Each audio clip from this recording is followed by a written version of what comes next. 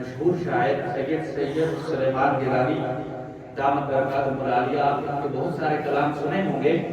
ان کے والد محترم بھی شاعر تھے سید امین گیلانی رحمۃ اللہ علیہ.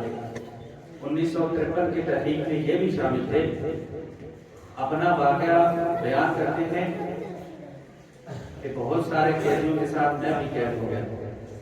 ایک وین میں مجھے ڈالا گیا لاہور کی جیل میں بھیجنے کے لیے شیخوپورہ سے. تو راستے میں ایک ناکہ لگا ہوا تھا، وہاں پر پولیس کھڑی تھی اور قیدی جتنے بھی اس وین میں تھے وہ سارے نعرہ لگا رہے تھے کہ عقیدہ ختم نبوت زندہ باد زندہ باد. جس وقت اس ناکے پر رکے اس سارے نعرے لگانا شروع کر دیے.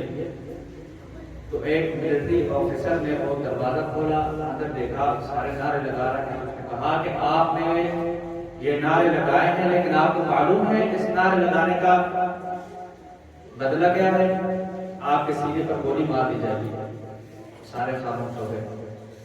سید امین گیلانی رحمۃ اللہ علیہ فرماتے ہیں اللہ تبارک و تعالیٰ نے میرے دل پہ بات ڈالی، روک ڈالا. میں نے کہا کہ میں ایسا نعرہ لگاؤں گا آپ نے گولی مار دی کہ مجھے مار دیا، مجھے کوئی فکر نہیں.